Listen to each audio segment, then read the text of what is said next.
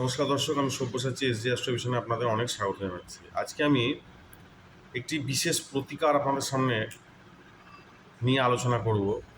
যে প্রতিকারটি করতে আপনাদের বিশেষ কিছু খরচও হবে না, অথচ এর একটা ব্যাপকতর ফল বা রেজাল্ট আপনারা পাবেন। আপনাদের জন্মকুণ্ডলী যে সমস্ত সমস্যা, সে সমস্যারও সমাধান হয়ে যাবে শুধুমাত্র এই সামান্যতম একটি উপায় করে বা রেমেডি করে। কারণ এই উপায়ের জন্য আপনাকে আহামরি কোনো খরচ বা ব্যবস্থাপনা এই সমস্ত কিছু করবার প্রয়োজন নেই। খুব সামান্য পদ্ধতিতে কিন্তু একাগ্রতার সঙ্গে করতে হবে, যাতে করে আপনারা সেই ফলটি খুব ভালোভাবে পান। আমাদের প্রত্যেকের বাড়িতেই কম বেশি পিঁপড়ে থাকে। তো এই পিঁপড়ে সাধারণত শনির কারক বস্তু হিসাবে বিবেচিত হয়। এছাড়া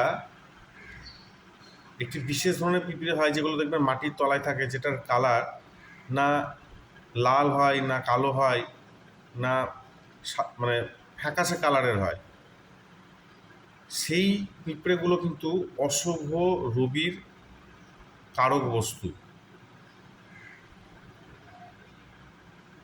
তো সাধারণত আমাদের জ্যোতিষশাস্ত্রে বলা আছে, যে প্ল্যানেট যে জীবকে নির্দেশ করে, আপনারা যদি সেই জীবের সেবা করেন তাহলে সেই জীব অত্যন্ত শক্তিশালী হয়, এবং অশুভ থাকলে সে কিন্তু অশুভত্ব ত্যাগ করে সে তখন শুভ ফল দেওয়া শুরু করে। এটি কিন্তু পরিষ্কারভাবে উল্লেখিত আছে। এছাড়াও জীব সেবা, যে মানে জীব সেবায় শিব সেবা, এটা তো আমরা মানি বা পালন করি বা বিশ্বাসও করি। জীব সেবা করলে অটোমেটিক আপনার যে সমস্ত গ্রহ নক্ষত্র যা আছে, সে তো অটোমেটিক সেগুলো ভালো ফল প্রদান করবেই, কারণ এটা একটা ভালো কর্ম, সৎকর্ম এবং পুণ্যকর্ম। যাই হোক, তো যাদের জন্মকুণ্ডলিতে রবি অত্যন্ত দুর্বল আছে, বা রবি ধরুন 6, 7 বা 10 নম্বর ঘরে অবস্থান করছে, সেক্ষেত্রে আপনারা যদি আটার সঙ্গে চিনি মিক্স করে ওই যেগুলো ফ্যাকাশে কালারের পিঁপড়ে হয় তাকে যদি আপনারা খাওয়ান, এটাতে আপনার রবি কিন্তু অত্যন্ত স্ট্রং হবে। সে অন্য পিঁপড়ে খেলেও অসুবিধা নেই, কিন্তু ফ্যাকাশে কালারের পিঁপড়েগুলোও খাবে ঠিক। আপনি তার জন্য গর্তের মধ্যে দিয়ে দিতে পারেন চিনি এবং আটা মিক্স করে। তো আপনার রবি বা সূর্য যদি দুর্বল থাকে, সে স্ট্রং হবে। যদি অশুভ থাকে, সে অশুভত্ব পরিত্যাগ করে আস্তে আস্তে কিন্তু শুভ ফল প্রদান করতে শুরু করবে।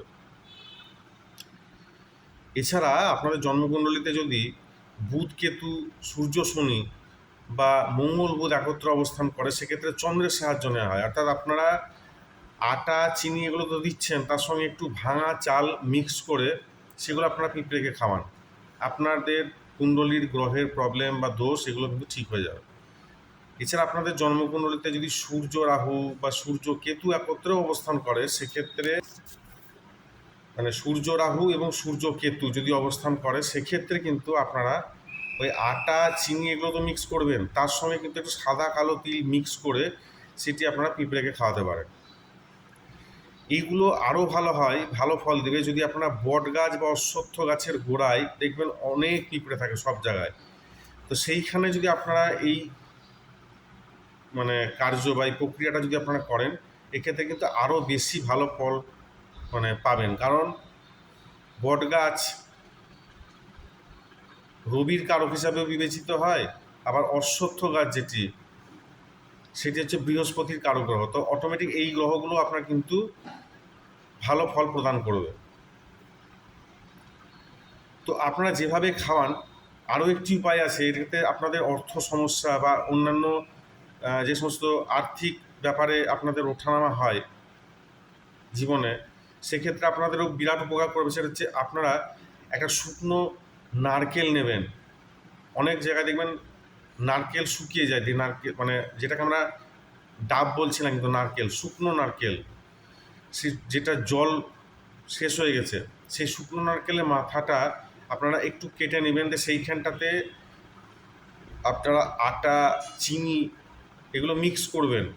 বা আপনারা আরেকটা করতে পারেন, নারকেল ঘষে নিয়ে নারকেল কুচির সঙ্গে নারকেল কুচি, তারপরে আটা, চিনি এগুলো একসঙ্গে মিক্স করে আপনারা বট গাছ বা অশ্বত্থ গাছের গোড়ায় এগুলো ছড়িয়ে দিন, এবং দেখবেন আশ্চর্যজনক রেজাল্ট আপনারা পাচ্ছেন। অর্থ রিলেটেড সমস্যা তো দূর হবে, রোগ সংক্রান্ত সমস্যাও দূর হবে, জীবন থেকে হঠাৎ করে অনেক সমস্যা দূর হয়ে যাবে। কিন্তু আপনাদের একটা জিনিস মাথায় রাখতে হবে, এই কাজগুলো যে যখন করবেন সেই দিন যেন চতুর্থী, নবমী বা চতুর্দশী তিথি না হয়। চতুর্থী, নবমী এবং চতুর্দশী তিথি, এই তিথিগুলোতে এই প্রক্রিয়াগুলো শুরু করা যাবে না। তাহলে আপনারা দেখবেন পিঁপড়েকে খাওয়ানোর ফল, মানে পিঁপড়ে তো খুবই সহজলভ্য, অর্থাৎ আমরা কোনোদিন ভেবেও দেখিনি যে পিঁপড়েকে খাওয়ালে অনেক এত কিছু ভালো ফল পাওয়া যায়। অর্থ সমস্যা তো দূর হয়, রোগ সংক্রান্ত সমস্যা দূর হয়, রবি শনির কম্বিনেশন ঠিক হয়, মঙ্গল বুধ এগুলোও পর্যন্ত ঠিক হয় শুধুমাত্র পিঁপড়ের এই সামান্যতম একটা রেমিডিয়াল একটা প্রসিডিওর বা কাজকর্ম করার মাধ্যমে। আশা করি ভিডিওটি অত্যন্ত আপনাদের ভালো লাগবে এবং কাজে দেবে। যদি অবশ্যই ভালো লেগে থাকে এবং আপনারা উপকৃত হন, তাহলে অবশ্যই লাইক, শেয়ার এবং সাবস্ক্রাইব করবেন এবং করাবেন। এবং মনে রাখবেন, এই প্রত্যেকটা কার্যকলাপ কিন্তু টানা ৪৩ দিন আপনাদেরকে পালন করতে হবে। অনেক অনেক ভালো থাকবেন। নমস্কার, ধন্যবাদ।